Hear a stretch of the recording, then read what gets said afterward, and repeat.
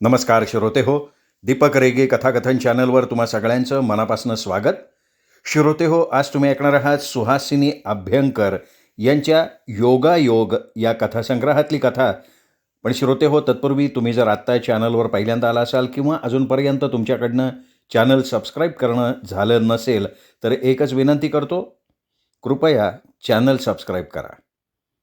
ऐकूयात श्रोते हो, सुहासिनी अभ्यंकर लिखित वादळ. सुषमाला दिवस गेल्याचं ज्यावेळी अनंताला समजलं त्यावेळी तो आनंदानं अक्षरशः नाचला. लवकरच आपल्याला बाबा बनवणाऱ्या सुषमाला कुठे ठेवू कुठे नको असं त्याला होऊन गेलं. मुळातच त्याला मुलाची खूप आवड. लहानपणीसुद्धा शेजारपाजारची मुलं तो तासनतास खेळवत बसायचा. इतका की त्यापुढे अभ्यास खाणं पिणं याचंही त्याला भान राहत नसे. त्यावरून कित्येकदा आईची बोलणी प्रसंगी मारही खावा लागे. पुढे मोठेपणी तर बहिणीची आणि भावाची मुलं म्हणजे त्याची हक्काची खेळणीच झाली. असा एकंदरीत त्याला मुलांचा हव्यास. आता तर काय, स्वतःचं अगदी स्वतःच्या रक्ताचं एक खेळणं त्याला खेळायला मिळणार होतं. स्वतःच्या आवडीनं त्याचं नाव तो ठेवणार होता. त्याला मांडीवर घेऊन तासनतास खेळवणार होता. स्वतःच्या हातानं दूध पाजून पाळण्यात झोपवू शकणार होता. त्याचे हवे तेवढे पापे घेणार होता. या कल्पनेनंच अनंताचं शरीर रोमांचित झालं. आपल्या हाडामासाचं बाळ, ज्याची तो वाट बघत होता, ते बाळ आता प्रत्यक्षात अवतरणार होतं. वास्तविक हे आधीच घडायला हवं होतं. लग्नानंतर अवघ्या वर्षाच्या आत. कारण लवकर मूल होऊ नये म्हणून अलीकडची जोडपी घेतात तशी काळजी त्यांनी कधी घेतली नव्हती. याच बाबतीत सुषमाचे आणि त्याचे मतभेद होत. सुषमाला वाटायचं पहिली 2-3 वर्ष तरी आपल्याला मूल होऊ नये, तर अनंताला लवकरात लवकर मूल व्हावं असं वाटत होतं. मग दोघांची भांडणं, रुसवे, आबोला. पण शेवटी सुषमाचंच खरं झालं, तेही दैवयोगानं. तिने काळजी घेतली म्हणून नव्हे.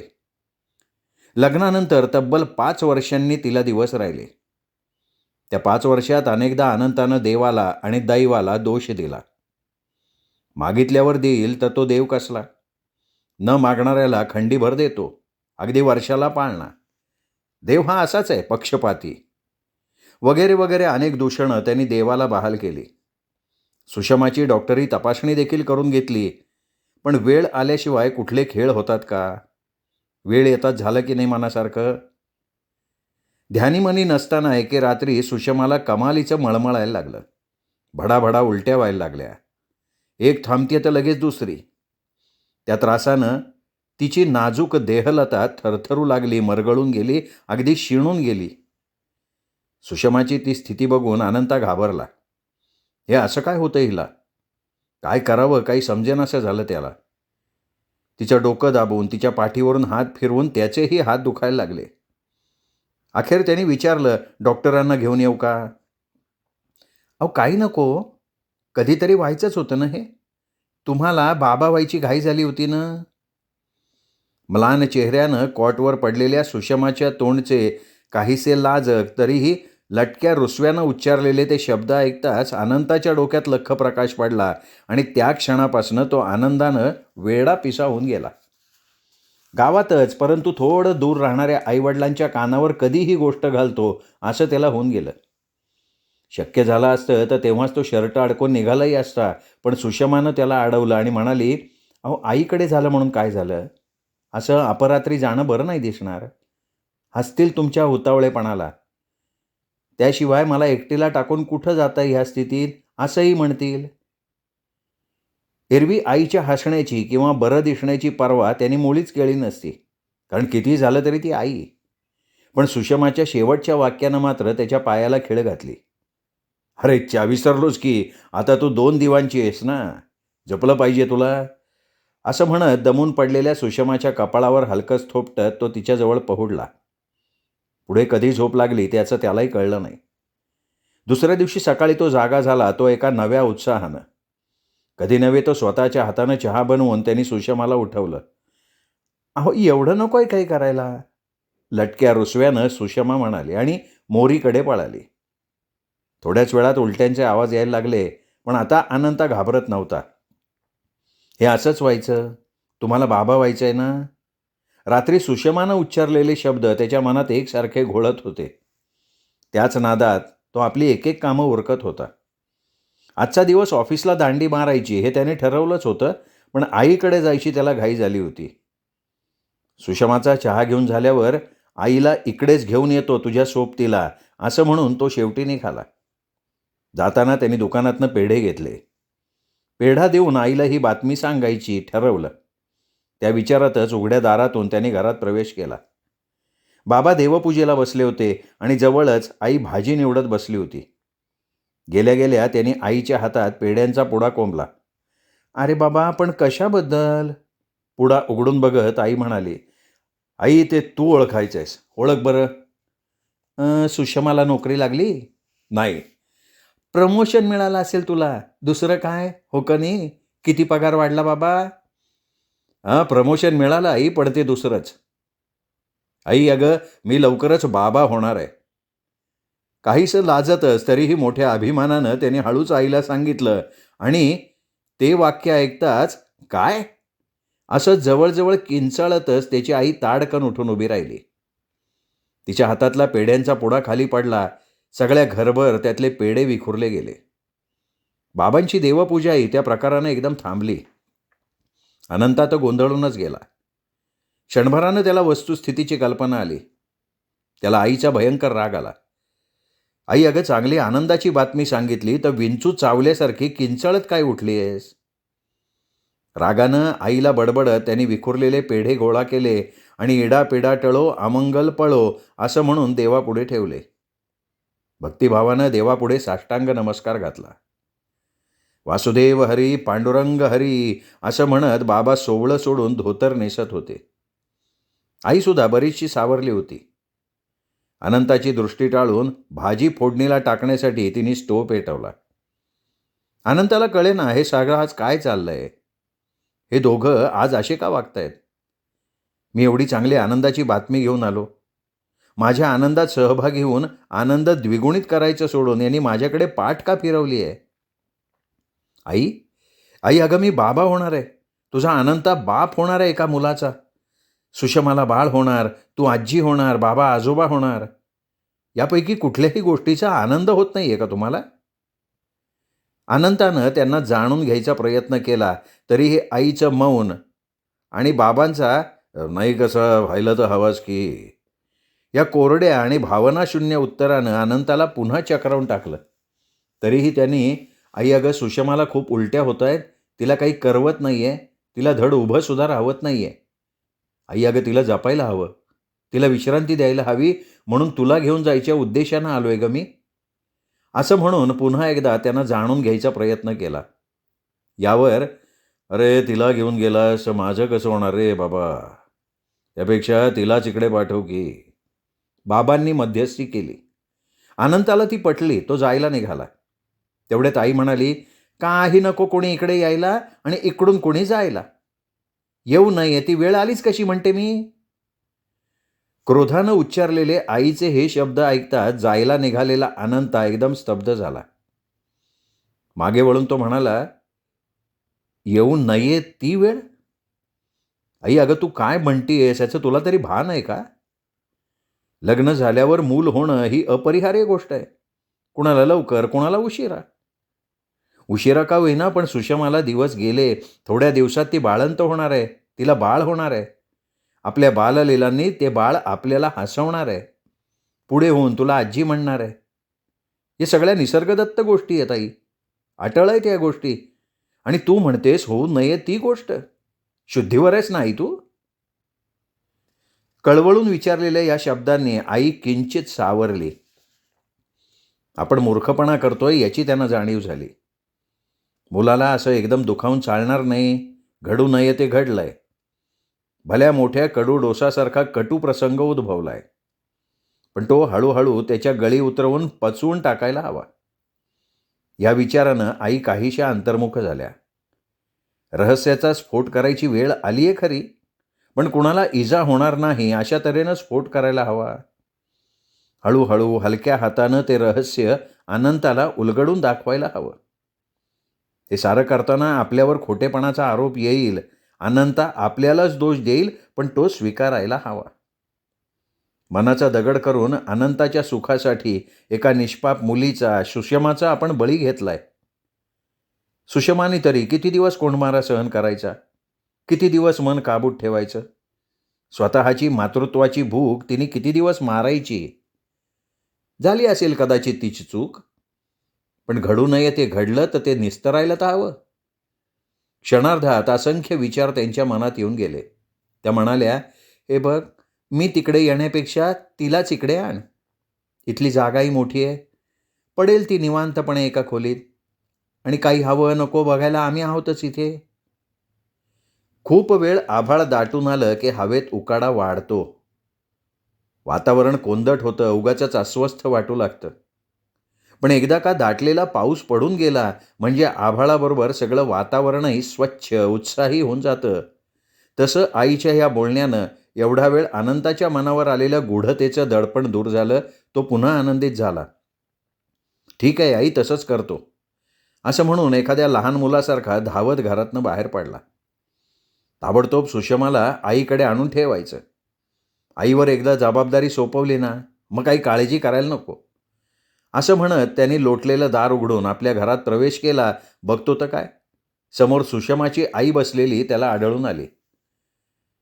या आत्ता कशा काय अचानक आल्या? हे प्रश्नचिन्ह त्याच्या चेहऱ्यावर उमटलं. प्रश्नाचं उत्तर सुषमाकडनं जाणून घ्यावं म्हणून तो तिच्याजवळ गेला तर कशी गंमत केली एका माणसाची, असं नजरेनं म्हणत तोंडाला पदर लावून ती फिदी फिदी हसायला लागली. अच्छा, एकूण असं आहे तर. आमच्या बाळराजाच्या आगमनाची वार्ता आमच्या अगोदर तिकडे गेली म्हणायची. का असा का पक्षपात? जाब दे अगोदर याचा. रागाचा आविर्भाव आणत अनंतानं सुषमाजवळ बसून तिच्या खांद्यावर हात ठेवले. अहो, असं काय करताय? आई आहे घरात, ती आली म्हणजे पटकन इथे, असं म्हणत सुषमा बाजूला सरकायला लागली. माझ्या प्रश्नाचं उत्तर दे आधी. तिला जास्तच घट्ट धरून अनंता म्हणाला. आणि आई आली तर काय झालं? पाहिल ना ती जावयाचं आपल्या लेकीवर किती प्रेम आहे. तेवढ्यात खरोखर सुषमाची आई तिथे आली आणि अनंताचे सुषमाच्या गळ्यातले हात आपोआप बाजूला झाले. 15 दिवस सुषमाला घेऊन जायला आली हो मी. आल्या आल्या सासूबाईंनी प्रस्तावना केली. अनंताच्या पोटातच गोळा उठला. त्याने सुषमाकडे बघितलं. तिच्या ओठावरचं मिश्किल हसू अजून मावळलं नव्हतं. तिच्या नजरेनं ती आईच्या बोलण्याला दुजोराच देत होती. पण मी तिला आजच माझ्या आईकडे घेऊन जाणार होतो, म्हणजे राहायलाच घेऊन जाणार होतो. शिवाय डॉक्टरांकडे जायला हवं ना तपासून घ्यायला. त्यांच्या बेतावर मोडता टाकण्याचा त्याने एक निष्फळ प्रयत्न केला. अहो, तुम्ही न्याल तिला आईकडे, पण अशा वेळी सासरपेक्षा माहेरच्यांची, विशेषतः आईची फार आठवण येते बरं मुलींना. आईजवळ राहावं असं वाटतं मुलींना. शिवाय डॉक्टरांचं काय, आमच्याही गावात आहेत की भरपूर. काय गं, मग कधी? उद्याच निघायचं ना? सासूबाईंच्या संगमरवरी बांधणीच्या बोलांवर मग अनंता काही बोलूच शकला नाही. तसं त्याने सुषमा इथे राहून रोज आपल्याला तिचा सहवास मिळावा या हेतूने बरेच युक्तिवाद केले, पण कशाचाही उपयोग झाला नाही. आलेल्या सासूबाई सुषमाला घेऊनच गेल्या. अनंताला थोडं वाईट वाटलं. सुषमाला नको असला तरी यावेळी त्याला तिचा सहवास हवा होता. तिच्या पोटात वाढणाऱ्या बाळाची दिवसेंदिवस होणारी प्रगती त्याला पाहायची होती. आपल्या नजरेखाली त्याला वाढवायचं होतं, जन्मायच्या आधीपासूनच. आपणही रजा घेऊन तिच्याबरोबर जावं असंही एकदा त्याच्या मनात आलं. सुषमाला त्याने आडून आडून तसं सुचवलंही, पण ती किती लबाड. कानाडोळा केला त्याच्या बोलण्याकडे. मग आपणहून कसं म्हणायचं उघड उघड? वाईट दिसलं असतं ना. अगदीच बायकोला सोडून राहवत नाही वाटतं म्हणून हसले असते सगळे. मग काय करतो बिचारा, राहिला शेवटी मूग गिळून. अनंताचे दिवस जात होते, पण सुषमाच्या आठवणीनं त्याला ते दिवस बेचैन करत होते. तिच्या सहवासाच्या आठवणींचा सुगंध लुटत होता तो त्या दिवसात. मग अनंता मनात एक एक बेत रचत बसायचा. ती इकडे आल्यावर पहिल्यांदा चांगल्या डॉक्टरांना दाखवायचं, तिचं मॅटर्निटी होममध्ये नाव नोंदवायचं, उत्तम डोहाळ जेवण करायचं. ताईचं केलं होतं ना तसं, चांदण्यातलं, झोपाळ्यावरचं, बागेतलं. फोटो काढायचे मग खूप. मोठ्या पोटाची सुषमा कशी दिसेल फोटोत, या कल्पनेनं त्याला हसू आलं. बाळाचं दणक्यात बारसं करायचं. नाव काय ठेवूयात बाळाचं? नाही पण नाव सुषमा आल्यावर ठरवू, मतभेद नकोत. आणि हां, 3ऱ्या-4थ्या महिन्यात चोरोटी का काय ती भरतात, ती पण सांगायला हवी आईला भरायला. ताईची भरली होती की आईने? एक मनसुबे रचत असताना त्याला एकदा त्या चोरोटीची आठवण झाली आणि ऑफिसातलं काम जरा गर्दीनं चोरकून तो आईकडे आला. ऑफिसच्या कपड्यात त्याला आलेला बघताच आई त्याच्यासाठी चहा ठेवायला उठली. पायातले बूट काढून अनंताही आईच्या पाठोपाठ स्वयंपाकघरात गेला आणि दुसरी कसलीही प्रस्तावना न करता म्हणाला, "आई अगं ऑफिसमध्ये आज आठवण आली ना म्हणून तसाच आलो इकडे तुला सांगायला. सुषमा येते 4-8 दिवसात. 3रा महिना संपत आलाय तिचा. तिच्या आईने भरली असेल म्हणा तिची ओटी, पण तूही तिची चोर ओटी का काय म्हणतात ना ती भरली पाहिजेस हां. नाहीतर विसरशील हं तू. तू ताईची ओटी भरली होतीस मला पक्कं आठवतंय. माझ्याही बाळाचं सगळं कौतुक व्हायला हवं. काही आणायचं वगैरे असेल तर सांगा मला. माझ्या बाळाचंही कौतुक व्हायला हवं." पाठमोऱ्या उभं राहून चहा करणाऱ्या आईच्या कानात अनंताचे हे शब्द एखाद्या तापलेल्या सळईसारखे घुसले आणि त्यांच्या मनावर ठेवलेलं संयमाचं झाकण ताडदिशी उडालं. त्या गर्रकन मागे वळल्या आणि म्हणाल्या, "चोरोटी भरायला हवी, डोहाळे जेवण करायला हवं, बाळंतपण करायला हवं, सगळं कौतुकानं करायला हवं. पण ते कोणाचं?" "अगं आई असं काय? कोणाचं म्हणजे काय?" "सुषमाचं. बरीच वाट पाहायला लावून दिवस राहिलेल्या तुझ्या सुनेचं, माझ्या बायकोचं." अगदी भाबडेपणानं आईचा बदललेला स्वर मनावर न घेता अनंता बोलून गेला. "अच्छा? त्या कुलटेचं? मातृत्वाची भूक भागवण्यासाठी बदफैलीपणा करणाऱ्या तुझ्या त्या बायकोचं? तिचं कौतुक मी करू?" आईचं हे त्वेषयुक्त बोलणं ऐकून अनंता पूर्णपणे गोंधळून गेला होता. ती कोणाला उद्देशून हे बोलतीये हे काही वेळ त्याच्या लक्षातच आलं नाही. ती असं का बोलतीये हेही त्याच्या लक्षात आलं नाही. आजपर्यंत सुषमाचं मुलीसारखं कौतुक करणारी, तिच्या पाठीमागे मैत्रिणीजवळ सुद्धा तिला नावाजणारी, तिला चांगलं म्हणणारी आई सुषमाच्या बाबतीत असं वेडं-वाकडं अभद्र बोलेल यावर त्याचा विश्वासच बसेना कितीतरी वेळ. माझ्यावर मनापासून प्रेम करणारी, माझ्या आईवडिलांचा मान राखणारी, सदा हसतमुख असणारी, माझ्या मित्रांजवळ संयमानं, आदबशीरपणे, काहीशा संकोचानं वागणारी सुषमा आणि तिच्या बाबतीत तेही आपल्या आईच्या तोंडून हे आपण काय ऐकतोय? कितीतरी वेळ आईच्या बोलण्याचा अर्थ त्याच्या मनापर्यंत पोचतच नव्हता. सुन्नपणे बसून होता तो. आई बोलतच होती. "अरे आम्ही चूक केली. तुझ्या सुखासाठी आम्ही स्वार्थ पाहिला. एक प्रकारे तिचा बळी दिला. पण म्हणून काय तिने हे असं शेण खायचं? आम्ही गाय मारली म्हणून तिने काय वासरू मारायचं? काय केलं रे तिने हे?" बोलता बोलता क्रोधाची जागा अतीव दुःखानं घेतली आणि आई रडायलाच लागल्या. भरलेला चहाचा कप अनंतापुढे ठेवत त्या तिथे बसून डोळे पुसायला लागल्या. एवढ्या वेळात अनंता भ्रमिष्ठावस्थेतून बाहेर पडला होता. आईच्या बोलण्याचा अर्थ त्याच्या मेंदूपर्यंत पुरेपूर पोहोचून क्रोधानं तो काळा निळा पडला होता. तो म्हणाला, "आई, अगं सुषमाला होणारं पोर माझं नाही आहे असं उघड उघड का म्हणत नाहीस तू त्यापेक्षा? सांग ना काय बदफैलीपणा केला तिने? कुठे शेण खाल्लं तिने?" माझ्या तोंडातून अपशब्द बाहेर पडण्यापूर्वी याचा पुरावा दे आणून मला. अगं स्वतःच्या सुनेविषयी असा संशय घ्यायला तुझा जीव धजलाच कसा? आत्ता आठवतंय मला, सुषमाला दिवस गेल्याचं मी तुला सांगायला आलो होतो ना तेव्हा सुद्धा तू असंच काहीतरी बडबडली होतीस. का आई का? का असा जीवघेणा खेळ खेळतीयस तू? बेभानपणे अनंता बोलत असताना हळूच उठून ट्रंकेच्या तळाशी लपवलेला 25 वर्षांपूर्वीचा एक जुना पिवळट पडलेला कागद आईनं अनंताच्या हातात दिला. Doctor Sabnis Sassoon hospital Pune असा पत्ता लिहिलेला तो कागद अनंतानं आधाशीपणे वाचून काढला आणि जवळजवळ तो किंचाळलाच. "नाही नाही आई, हे खरं नाहीये. फसवतेस तू मला. माझ्यात मुळीच कसलीही कमतरता नाहीये. अगं तसं असतं तर 5 वर्षांच्या माझ्या वैवाहिक आयुष्यात कधीतरी मला कळालं असतं ना ते. आई अगं मी पुरुष आहे, पूर्ण पुरुष आहे. पुन्हा एकदा सांगतो माझ्यात कसलीही कमतरता नाहीये." मी सर्वार्थानं सुखी आहे. हा कागद आहे ना, हा कागद खोटा आहे. आई, माझी सुषमा बदफैली नाहीच आहे. अनंत हे बोलत असताना बाहेर गेलेले त्याचे वडील घरी आले. अनंताच्या बोलण्यावरून चाललेल्या प्रकाराची त्यांना लागलीच कल्पना आली. ते म्हणाले, तू म्हणतोयस ना, मग ठीक आहे, पण पुरावा काय?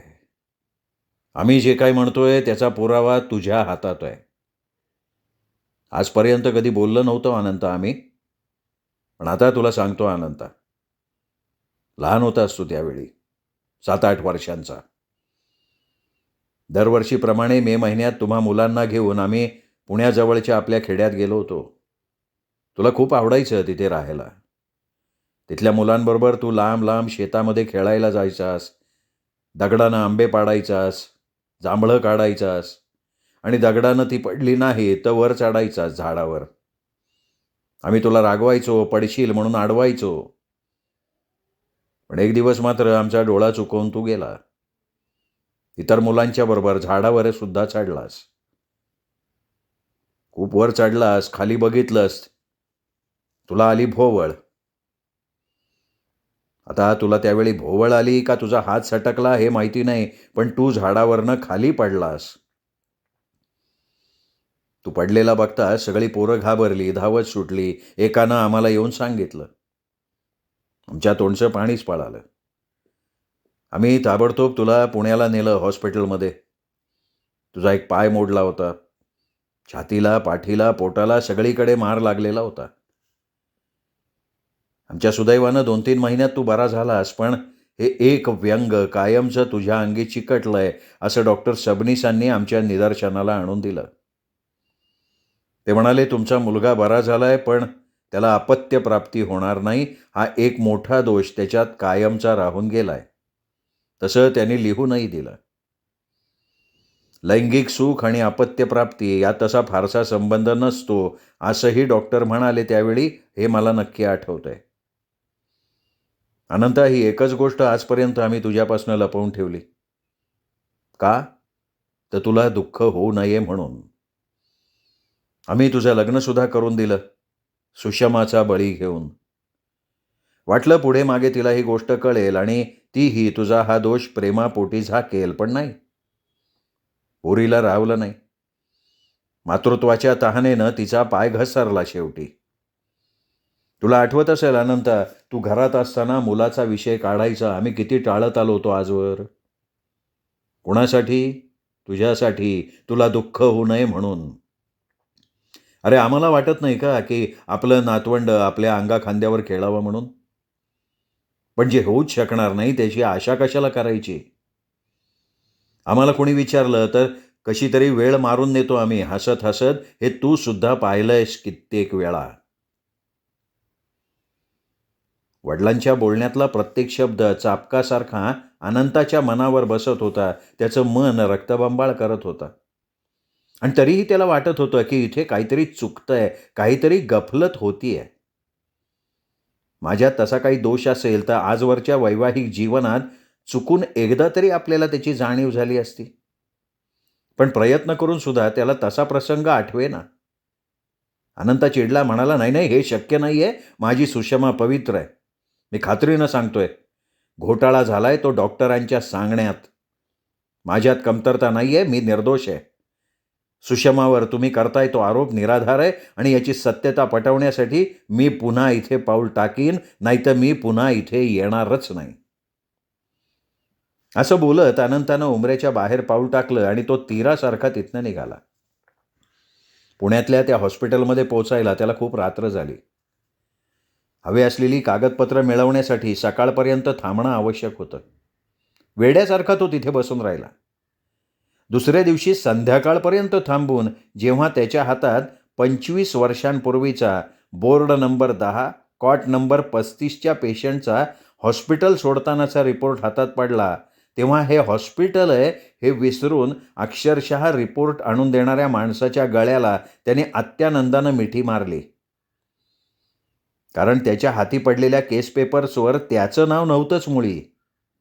ते वेगळ्याच कोणाचे तरी पेपर होते. अनंताच्या मनाला आलेली शंका खरोखर दैवयोगानं खरी ठरलेली होती. त्यावेळी डॉक्टरांनी केलेलं विधान या पेपर्सच्या आधारानं केलेलं असणार याबद्दल आणखीन पुराव्याची आवश्यकता नव्हती. अनंता निर्धास्त झाला होता, पण हा घोटाळा त्यांनी तिथे कुणाच्याही निदर्शनाला आणून दिला नाही, कारण त्याच्याकडे आता वेळ नव्हता. त्याला घाई होती आईवडिलांचा झालेला गैरसमज दूर करण्याची. निघता निघता पटकन खिशातनं 10ची नोट काढून त्यांनी त्या पेपर देणाऱ्या माणसाच्या हातात कोंबली आणि अनंता जवळजवळ धावत तिथून बाहेर पडला. क्लार्कने दिलेले पेपर नुसते मी या माणसाला आणून दिले तेवढ्यासाठी एवढी बक्षिसी?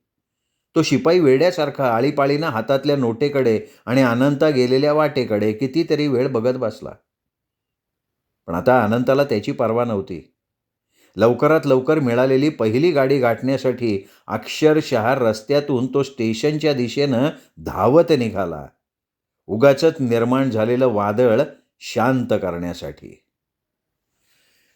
श्रोते हो, तुम्ही ऐकत होता सुहासिनी अभ्यंकर लिखित वादळ ही कथा तुम्हाला कशी वाटली कमेंट करून कळवा. आपल्या मित्रपरिवारात कथाप्रेमींमध्ये ही कथा शेअर करा आणि भेटत रहा दीपक रेगे कथाकथन चॅनलवर उत्तमोत्तम लेखकांच्या कथा कादंबरी ऐकण्यासाठी. नमस्कार श्रोते हो.